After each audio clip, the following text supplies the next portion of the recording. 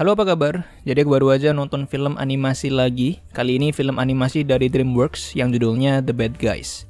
Film ini intinya sebenarnya adalah tentang sebuah grup penjahat yang berjumlah 5 orang, atau lebih tepatnya 5 hewan. Ada Mr. Wolf, Snake, Shark, Tarantula, dan Piranha. Mereka adalah para penjahat yang sudah berkali-kali melakukan kejahatan dan selalu berhasil. Nah, cuman sayangnya, di rencana perampokan terbesar mereka kali ini, mereka gagal dan seharusnya masuk ke penjara. Tapi untuk menghindari hal tersebut, akhirnya mereka melakukan sebuah skenario. Jadi ceritanya, mereka akan berpura-pura menyesal, dan dengan memanfaatkan kebaikan hati dari Profesor Marmalade, mereka ceritanya meminta tolong dan berusaha untuk bertobat dan menjadi orang baik.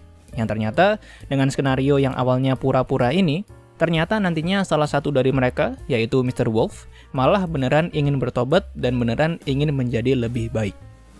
Ya jadi, dari pertama kali aku nonton filmnya, dari bagian pembukaan aja aku udah langsung seneng banget ngelihat animasinya. Dan ngelihat hal ini aku jadi heran, kenapa dulu aku nggak nonton dan bahkan nggak tahu kalau ternyata ada film ini di bioskop. Karena dengan animasi yang sebagus ini, udah pasti akan lebih puas nontonnya kalau di layar lebar. Karena dari semua aspek filmnya, aku rasa yang paling spesial adalah dari aspek animasinya. Dari gerakan-gerakan yang dimiliki oleh karakternya, bisa dibilang di setiap framenya atau di setiap adegan selalu ada aja kayak gerakan-gerakan yang terjadi, yang bahkan mungkin hanyalah gerakan-gerakan kecil dan minor, tapi yang bikin kagum. Dan aku yakin kalau kamu nonton filmnya, kamu juga akan bisa ngelihat hal ini. Tapi kita tahu kalau di setiap adegannya, di setiap pergerakan dan apapun yang berhubungan dengan animasinya, semuanya udah pasti diperhatiin banget. Dan faktanya memang sangatlah bagus.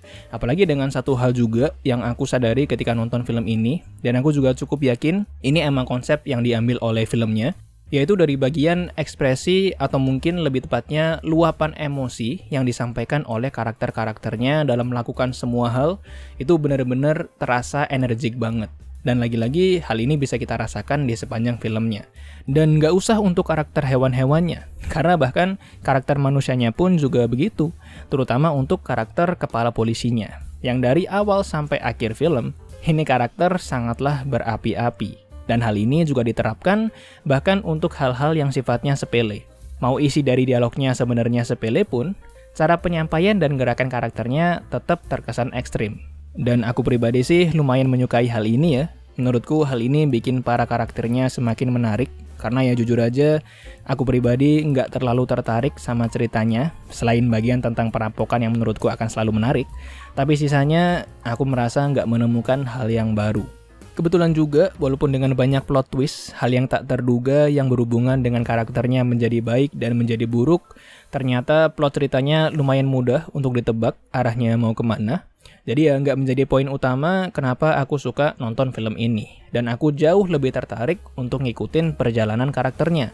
Lebih spesifik lagi tentang perjalanan serta dinamika dari dua karakter di film ini, yaitu karakter Wolf dan Snake. Karena ya sejujurnya, walaupun aku memang bilang kalau yang paling menarik di film ini adalah tentang karakternya, tapi sebagai grup yang isinya adalah 5 orang ini aja, bahkan cuma 2 di antaranya yang bisa kita bilang sebagai sebuah karakter tersendiri gitu. Karena sisanya terkesan cuma sebagai pengisi lubang-lubang sifat yang kosong, yang mungkin tujuannya ya memang untuk meramaikan saja. Nggak masalah sebenarnya, cuman aku agak menyayangkan karena kan dari judulnya aja The Bad Guys gitu, yang berarti kan seharusnya memang dikenalkan sebagai grup. Nah cuman kenapa yang karakternya kuat cuman 2 karakter doang dan nggak semuanya.